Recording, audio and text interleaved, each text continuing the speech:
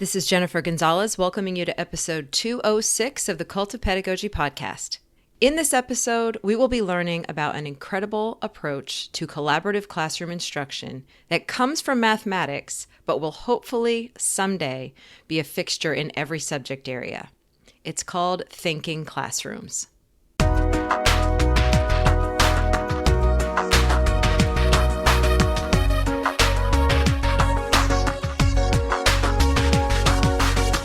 This episode was supposed to be just for math teachers. I was going to share an instructional approach that, as dramatic as it sounds, has taken the math world by storm. The methodology is called thinking classrooms, and now that I have gotten a closer look at it, I can see that it could work in just about any content area. Built on 14 key practices, it's a way of teaching that gets students up on their feet, collaborating and thinking through challenging problems on a daily basis. When I first saw a video of this strategy in action, I was immediately captivated. And the more I learned about it, the better it got. Thousands of math teachers are already using this approach, and it's spreading to other subject areas as well. So if you're a math teacher, you'll definitely want to stick around for this. And if you teach something besides math, I feel pretty confident that this is something you are going to want to learn about too. My guest today is Dr. Peter Liljedahl, Professor of Mathematics Education at Simon Fraser University in Vancouver, British Columbia, creator of the Thinking Classrooms method, and author of the book Building Thinking Classrooms. In this episode, Peter describes how a thinking classroom is different from one that uses more traditional teaching methods, explains the how and the why behind a handful of the method's 14 practices, and offers advice for teachers who want to get started. Before I play that, I would like to thank ListenWise for sponsoring this episode. ListenWise provides short, high-quality, age-appropriate podcasts for grades 2 through 12. Save time with pre-made lessons designed to build students' background knowledge and academic vocabulary. Keep students on grade level with scaffolding and differentiation. It's great practice for meeting listening and speaking standards.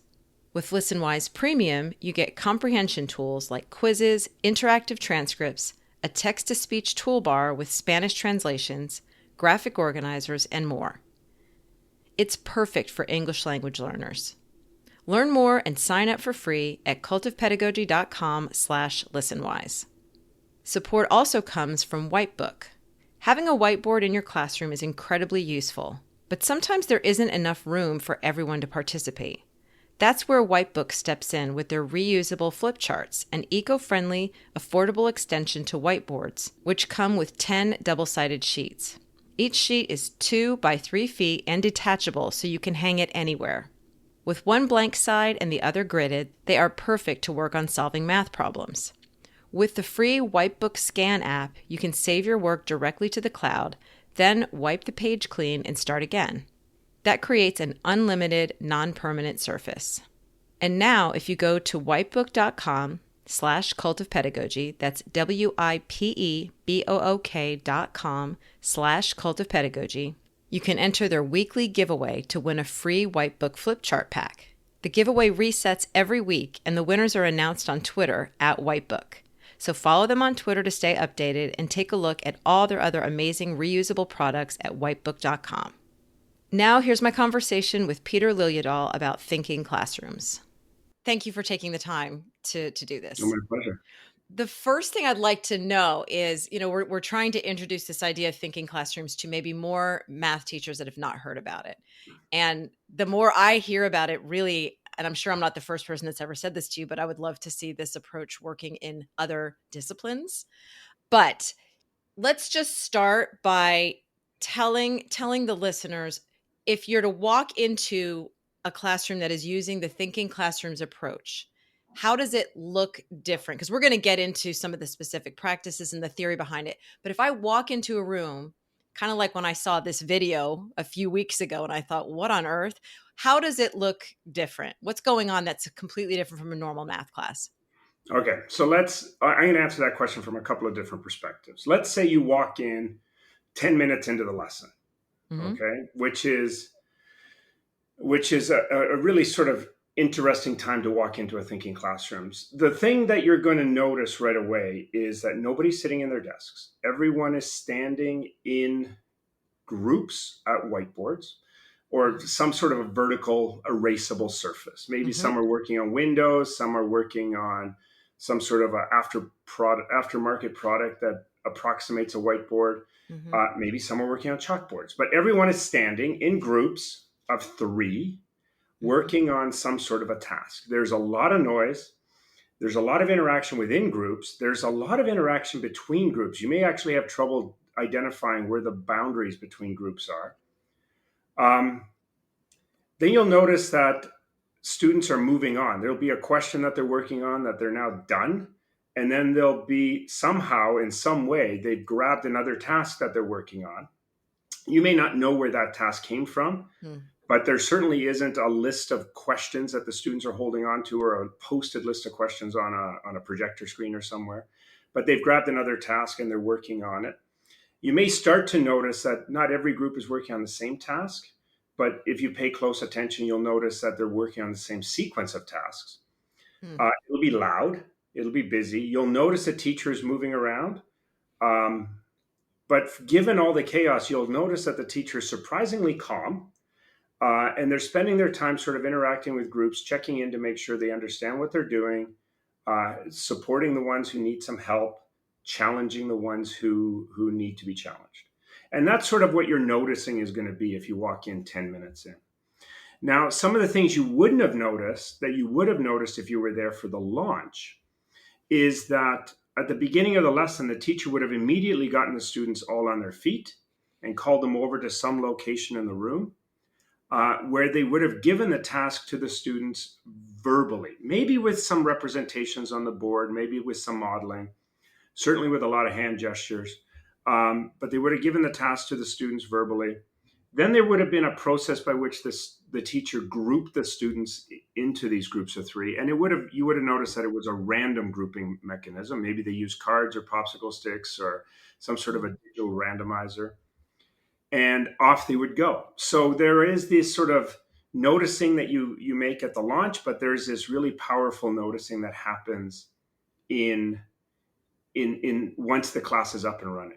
Now, if it's not your first time in a thinking classroom and you walk in, because the first time you're going to notice those things I mentioned. Those are the sort of big things that jump out at you. If it's not your first time and you're more attuned to these big ideas, you may start to notice some of the nuances.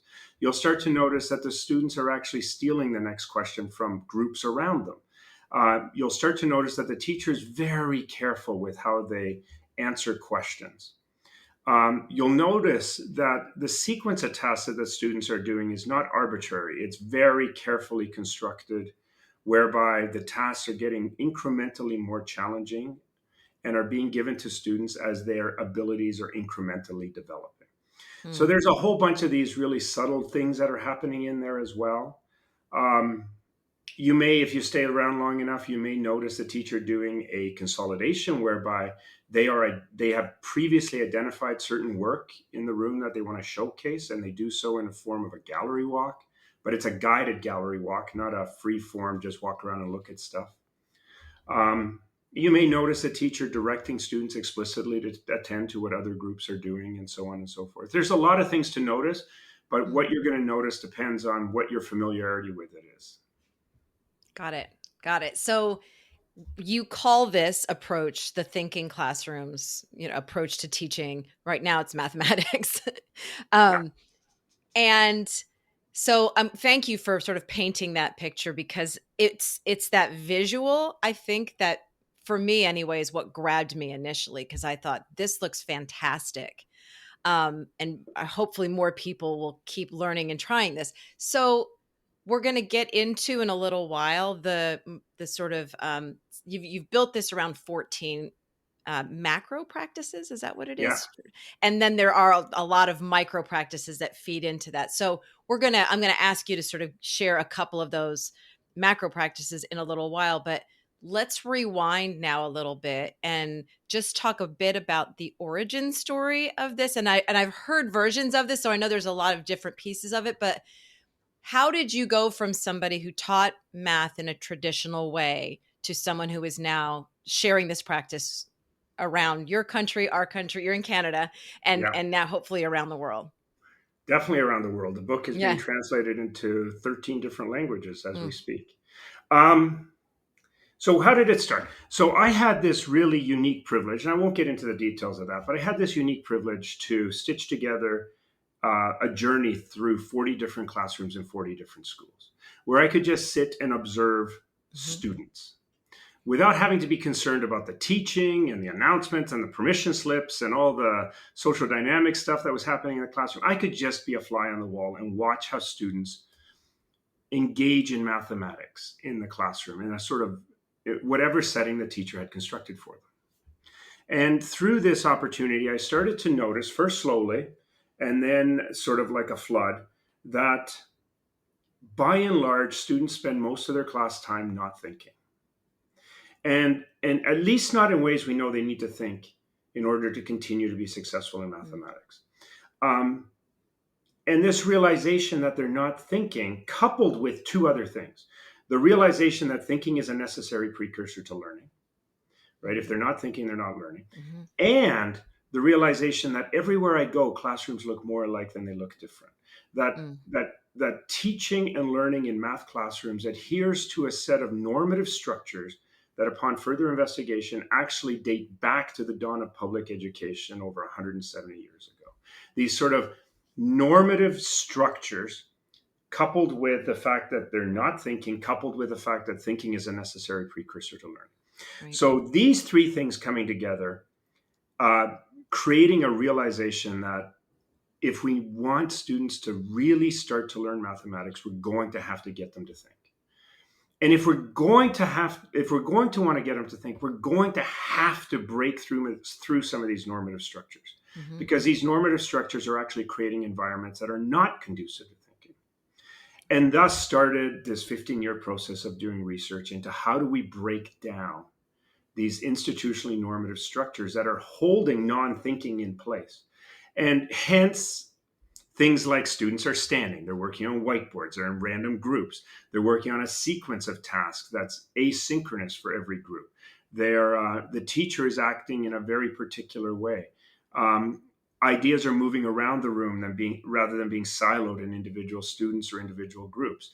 All of these things are the result of interrogating normative structures in the classroom, breaking them down, and asking ourselves, can we build them up in a different way that is more Mhm. conducive to thinking? Mhm. And then doing that empirically and investigating which of these ways of enacting um, teaching actually produce the most thinking. And that resulted in the macro practices. And then there was all these little micro practices that support this, as you said. Like, for example, we want the students working on a vertical whiteboard in groups of three, but, and that's a macro practice, it's actually two macro practices: random groups and vertical surfaces. Mhm.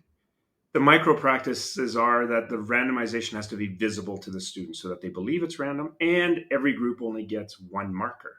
Because if they Yes. each have a marker, then they actually never form that really cohesive group dynamic that we need to happen. They're forced to collaborate because only one Yeah, person can write, so everyone has to feed into that. it's a type of forcing function. Yeah. Yeah, yeah. And so you have developed these through a lot of trial and error. It's I heard your interview at somewhere else where you were sort of talking about let's just do the opposite, and it reminded me of George Costanza on Seinfeld when he decided his life wasn't going well, so he was going to order tea instead of coffee, he was going to order chicken salad instead of tuna Yeah. salad, and just see how it went. And that's exactly what I thought of when I heard that. And to be honest, it's ironic that you say that, because there was a group of teachers I was working with at one point that said to me, "This is George Costanza teaching." Just do the opposite. Just, that was our starting point, right? Yeah. Like, that was our starting point. And often because part of this interrogation and investigation started with looking at, well, how's it going right now? Mm. Right? Like, we have students writing notes in a very sort of normative structure. Well, how's that going? Let's interrogate that. Let's investigate how many students are actually cognitively present. Are they aware of what they're writing? are they referring back to these notes, or is this just a huge time suck? You interrogate that, you realize that, oh my goodness, this is a dumpster fire. Yeah. What's our first move? Let's do the exact opposite. Right. And so let's get into some of these practices. So we've got the vertical non-permanent surfaces. And, sometimes I think teachers will hear about an idea and they'll say, oh, I sort of do that already because I have my students working in groups at tables. So that should be fine. So why is it so important for them to actually be standing and for it to be a vertical surface? Okay, so first of all, we didn't know why. So one of the things about my research that is sort of atypical is that I work from a perspective of what I call results first. Hmm. So let's just do a whole bunch of different things, figure out what is the most effective practice empirically, and then try to understand why. So we had the result that vertical non-permanent surfaces, vertical whiteboards, were way superior to having students work on horizontal whiteboards, Hmm. which was also in turn far superior to having students work on flip chart paper, whether it was horizontal or vertical, and in turn, which was more effective than having students work in their notebooks. So like we had the empirical result, and it was a reproducible result. Hmm. Having students stand and work on vertical whiteboards was by far the most effective space for them to work, to generate thinking. Now, why? Hmm. So now comes the quest for the why. There was some obvious things that emerged right away. So, for example, when students are working vertically rather than horizontally, everyone is oriented towards a work in the same direction, right? Like Hmm. when it's horizontal, some are looking at the work sideways and upside down, and Hmm. someone's always has the privileged position. Right. When it goes vertical, everyone has the same orientation to the work. When it's vertical, they can see each other's work, which promotes knowledge mobility Hmm. and gives greater access to more ideas. When it's vertical, I feel like a better teacher. I can see everything. I Mm. don't have to wait for that quiz next Friday to see if the students understood it.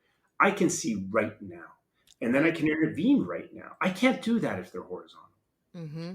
So these are all really powerful explanations for why vertical is better. But they were all eclipsed by one interesting piece of data that took a year and a half for this to emerge, largely because I was interviewing teenagers. They're not very verbose. And it felt like I was interrogating like in a crime drama, because like one person would say something and then I would use that to pry open a little more information out of another student and so on and so forth. But once I started to sort of open up this door and started to see and started to be able to ask students directly about it, it became really, really clear that it's not that standing is so good, it's that sitting is so bad. It turns out that when students are sitting, they feel anonymous. And the further they sit from the teacher, the more anonymous they feel. And when students feel anonymous, they disengage. Mm. And that's both a conscious and a subconscious act. And Hmm. the more anonymous they feel, the more likely they are to disengage. And what standing up did was took away their anonymity. Not in this sort of outing, I feel vulnerable way, because everyone was up. It just made students not feel invisible. And then Yeah. and then they didn't disengage. They would keep grinding away and working. And we could then be more responsive if disengagement was starting to happen. We could react to that and so on. But it was really taking away their anonymity. Do you encounter resistance from kids? Because I'm thinking there is a lot of safety in that sitting and that anonymity. And so I'm thinking if a teacher's starting to introduce this idea, you're going to get some kids that are like, no, I'm comfortable hiding back here. Yeah. And like we say, that this further a student sits from a teacher, the more anonymous they feel. Some students are actually placing themselves Right. in that position because they want to be invisible or because they want to disengage. Um, yeah, there can be resistance. Um, and more so if you try to soft sell this and come in slowly and have a conversation with them about why we're doing this. But if they walk in the room and you hand them a card and send them to a board and get them doing a fun task, it sort of disarms them. They don't really have a chance to build up a resistance to it Mm. before they realize that this is actually pretty good. Now, you'll still have some students who resist, Hmm. um, and there's reasons for it, but you work on that. Let's talk about the non-permanent piece too, because that, Okay. again, you mentioned flip chart. And so we want to make sure that teachers who try this are not trying to do it on paper, Hmm. even if it's standing and we're Yeah. vertical. And why is that such an important distinction? So again, we didn't know why. It just emerged. So it turns out that risk is a barrier to thinking. When students feel at risk, they don't want to think. Um, and putting them on permanent surfaces, like one of the big differences was if we compared a group working on a whiteboard versus a group working on flip chart paper, the group working on the whiteboards, they'll start within 20 seconds. They'll start making notations on the board. They'll try anything and everything because they feel like they can just erase it if it's wrong. Right. The students who are tasked with working on flip chart paper, they will not make a single notation for upwards of 3 minutes Mm-hmm. because this is not erasable. What I put here Mm-hmm. has to be perfect. So there's a lot of agonizing, and that hesitation leads to a lower form of thinking, right? Right. And I think you just have to, for those of you who are listening, just think back to the last time you were at a staff meeting, and the principal says, "Okay," and they gave out flip chart paper and says, "Okay, we're going to make a mind map or something." Everyone at the table is like, "Well, I'm not good at drawing here. You be the one who holds it." Mm. Like everyone is sort of like this marker is now like a hot potato, right? Yeah. Right? Until finally someone, usually from the language department, picks it up and says, "Oh, well, here, let's start," because they seem to be more comfortable with this Right. territory. But it's like, yeah, the permanence is just not conducive to that sort of let's try something. Right. Right. Right. So one thing that we actually haven't talked about, which I think is a really key piece, we've talked about sort of the physical Yeah, structure of all this, but what are they actually doing? So what is the task? yeah. So to begin with, the first four to six times you do this, the task is what we call a non-curricular task. Mm-hmm. It's clearly mathematical, but not mapped to a curriculum. So it could be a fun puzzle, it could be something that's intriguing and interesting, but it doesn't have that feel of mathematics in the sense that we're adding fractions or multiplying binomials or completing the square or graphing parabolas, or like it doesn't have that feel. Now, Mm-hmm. it's still mathematics, which means it might map to some curriculum somewhere, but usually not the Mm. curriculum of the group that you're teaching right now. There Mm-hmm. has to be a feeling of playfulness, low Okay. stakes playfulness to begin with. Mm-hmm. And that's very disarming. It allows students to get comfortable within this environment Mm-hmm. when the stakes are low. It also turns out that the stakes are very low for the teacher in this setting, right? I'm not trying to hit a standard or an outcome. I can just be in this space and play with these students. Mm-hmm. After that point, we transition to curriculum. And some of the videos you may have seen, those students are doing straight up curriculum and not some fancy dressed up version of curriculum where we brought in Mm. a hot dog stand and we have a sale or whatever. Like it's just straight up curriculum, whatever your resources give you, right? If the resources give you these tasks, those are the tasks we're doing, except we're carefully sequencing them, as I mentioned Mm-hmm. earlier. Mm-hmm. But they're doing curriculum. 95% of the time in a thinking classroom, they're doing straight up curriculum. The difference is they're tearing through it. Mm. When students are not thinking, everything we teach is difficult. But when they start to think, they become voracious consumers of content, Mm-hmm. right? And we have so much evidence where, and it depends on the topic, but we're sometimes tearing through 7, 8 lessons worth of content in a single lesson. The kids are just devouring it. So a teacher that's might have a concern that they won't pace through the curriculum as they are now, that once they actually have done this preparation and built the culture, then it moves very rapidly. Yeah, and it goes Okay. faster and faster and faster as the year goes on. You got to go slow to go fast, and Right. I know that's a big investment because we have a lot of stuff to get through. Mm-hmm. But teachers sometimes ask me, "Oh, I have so much stuff to get through. I don't have time to do this." And my answer is always, "You have so much stuff to get through. You don't have time not to do this." Mm. Right. You're saying they're just doing curriculum, but from looking at your stuff and listening to you on other podcasts, I know that there is also a big difference in that, unlike a traditional sequence in a classroom, you are not presenting the topic for students and showing them how to do it and then having them practice problems, which is the normal sequence in a traditional math classroom.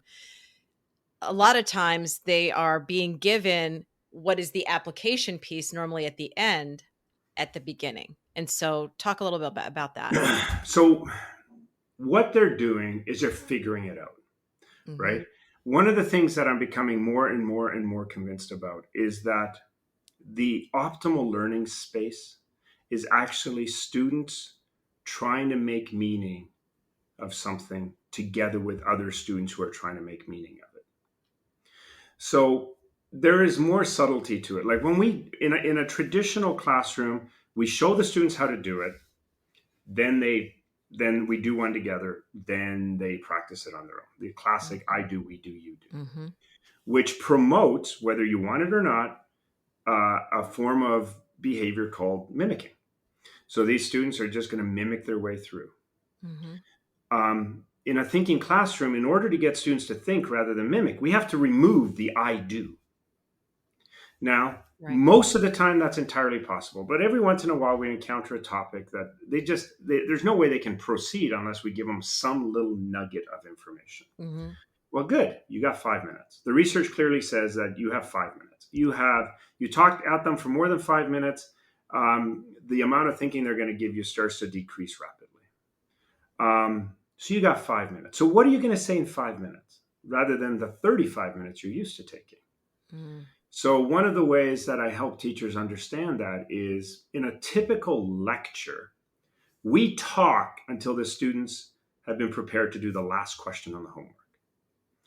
In a thinking classroom, if we need to say something, if we need to give them something, what is the minimum amount I need to give them to be able to do the first question in the sequence that I'm going to give them, from which they will learn something that'll help them do the second question, and so on and so forth, so that there is this sort of slow reveal as they're figuring things out. Now, sometimes we have to step in and say more. A group gets stuck, we have to say more. We can always say more, but you can't unsay something once you've done it. Mm. Right? So, yeah, they're working, they're figuring it out. In many cases, they're figuring it out completely. They're moving through that sort of, okay, I understand how this works, into application questions and so on. But it's the key thing is we have to remove the I do. Otherwise, the students just mimic. They're not doing practice at the boards. They're figuring it out at the boards. Right.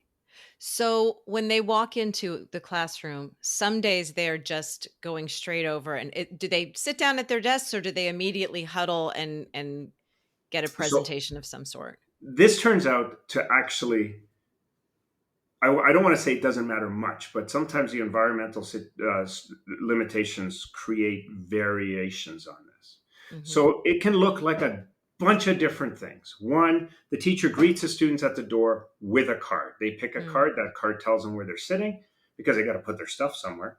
And then it tells them where they're going when they're going to work on the vertical whiteboard. Other teachers have more stable table groups, often because of the sort of space restrictions in the room, that they have tables. The table's too big to have two groups of three and too small to have, or it's too small to have two groups of three, but too big to have just a group of three. So maybe they have table groups of 4 or 5. These are more stable. They change them less frequently, but then they randomize for when they head to the whiteboard. There's lots of different structures that are at play here, but all of them have the thing in common that the students get on their feet for the introduction of the first task, and then they get to work. Are they at the whiteboards the whole class period, or is there then a next step after that? What happens after they're working through these problems? So it depends on the length of the class, but there is a next step. Okay. And it depends on how engaged they are. Like we've been in classrooms where for 75 minutes, the kids are at the whiteboards the whole time because they are just so engaged. We've also been in classrooms where they're at the board for 35 minutes and then they transition to other things. The next step is this. It turns out that there's a difference between what we call collective knowing and doing and individual knowing and doing. So Working collectively at the whiteboards and working individually are actually not just variations on a theme. They're actually very different modalities. And there's a lot of detail to that, and I don't understand all of the pieces yet. But there needs to be some sort of a transfer from collective knowing and doing to individual knowing and doing. And that transfer moves through a series of practices that have been shown to facilitate this and mediate this transfer in more effective ways. And those four practices are: we're going to do a consolidation. Mm-hmm. So the consolidation through that gallery walk I mentioned earlier helps to turn the unstructured informal work that the students have been doing at the boards into more structured and formal ways of thinking. It helps the Mm-hmm. students organize their thoughts from the activity. Then they're going to move into a practice called note making rather than note taking. So they're going to construct their own meaningful notes. And there are graphic organizers that can help with that if necessary. But it's about them sitting down and being cognitively present as they take their learning from the day and find a way to represent that in such a way that they can, in part, have a record, but more importantly, go through that process of reification, it's called, where they're taking these ideas that started very informal and unstructured, became more formal and structured through the consolidation, and now become even more formal and structured through their note making activity. After that, they're going to do something called check your understanding questions, which is a form of self assessment, which what you used to call homework, right? Or we all used to Right. call homework, except it's not homework. It's rebranded. It serves different purposes. It starts in the classroom. The students have choice as to what it is they want to do. It's self-evaluation. It's really to see if can they do individually what they were able to do collectively at the boards.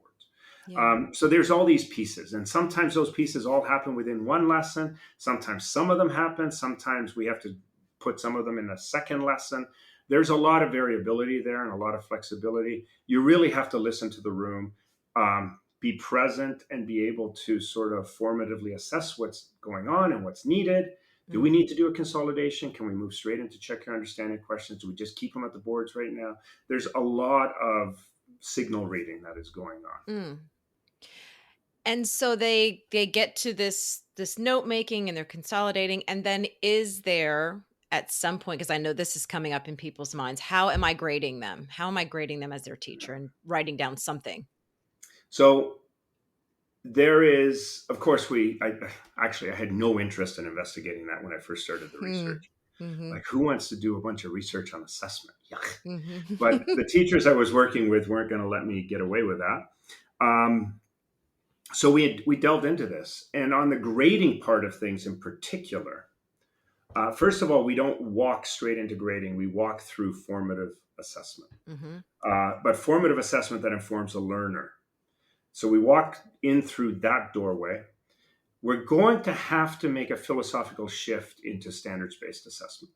We have to get Mm-hmm. away from psychologically and philosophically. We have to transition from being a point gatherer to being a data gatherer. Mm-hmm. And once we've made that turn philosophically, everything opens up and becomes possible. Anything you want grading to do for you, you can now achieve.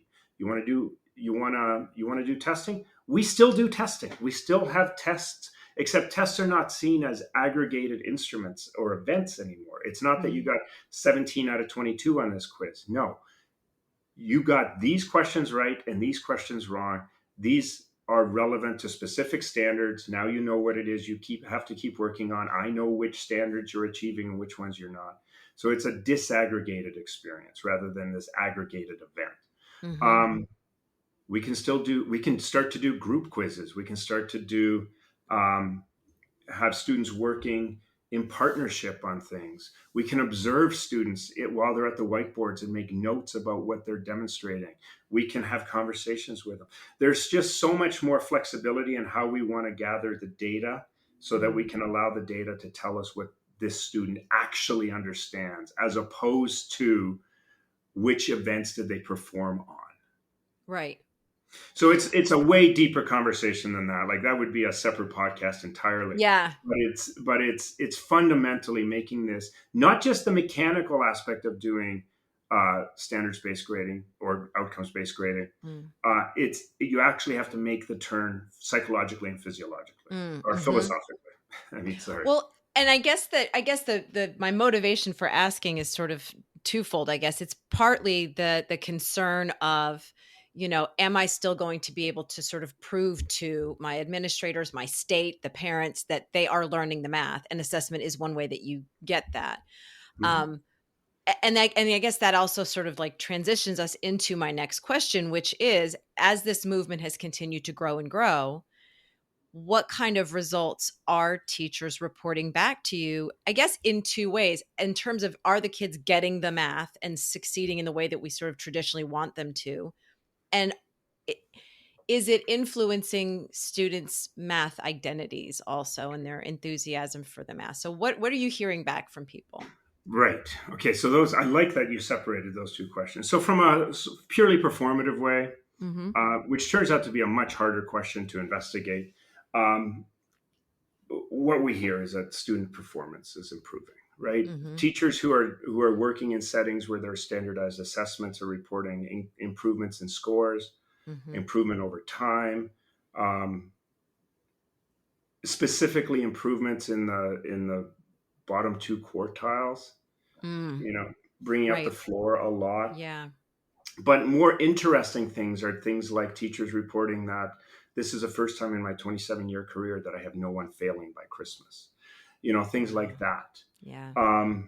That it's transforming not just the average of the score, of the Right. scores, but it's transforming these other indicators like failure rates and dropout rates and then on the affective side, student identity, student self efficacy, the way students have a relationship with mathematics, these things are changing as well.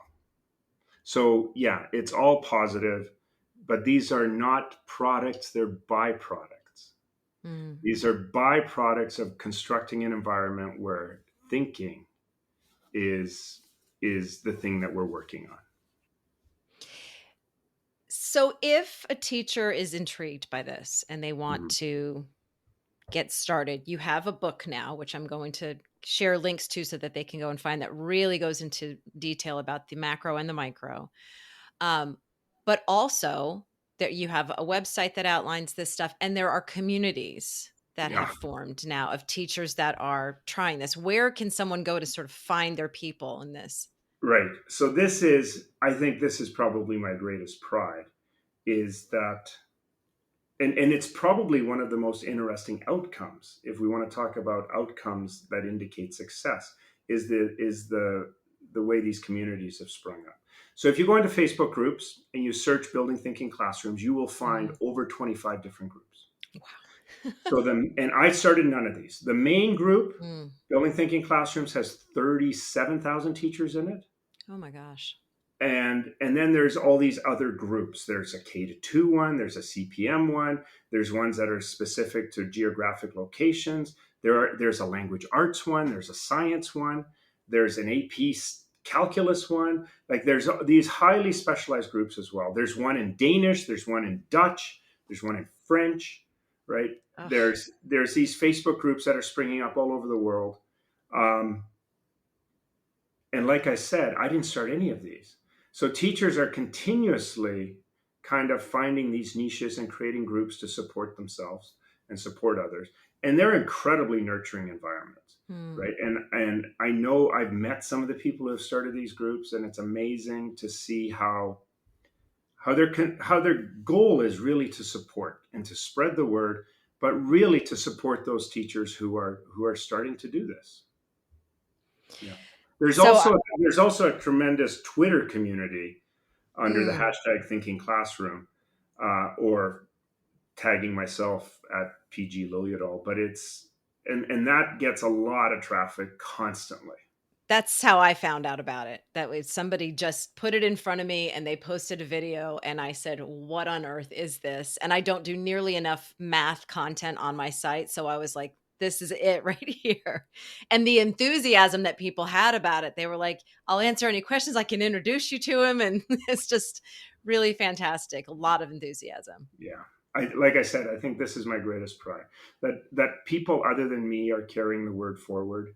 Just tells me how people have come to rally around these ideas. Yeah. Yeah.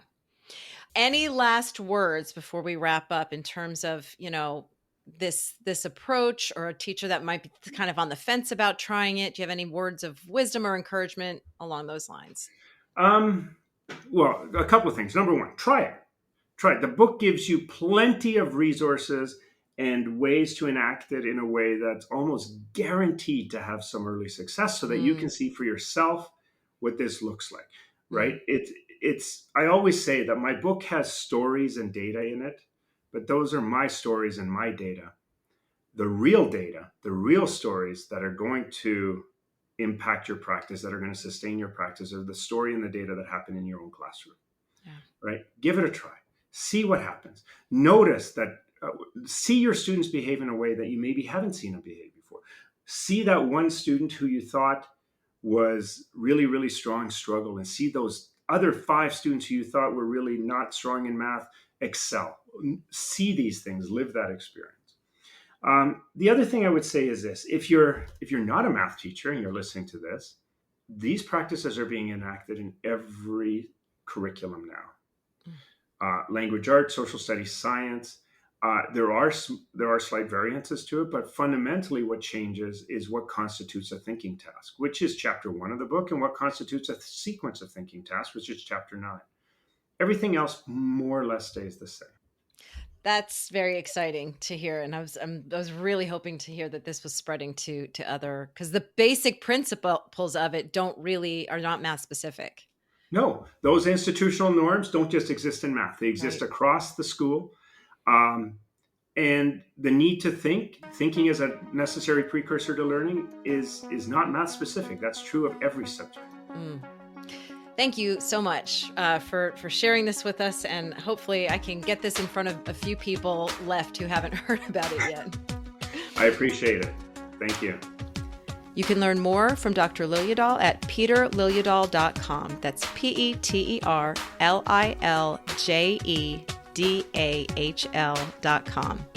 For links to all the resources mentioned in this episode, including the book Building Thinking Classrooms and a video that shows thinking classrooms in action, visit cultofpedagogy.com, click podcast, and choose episode 206.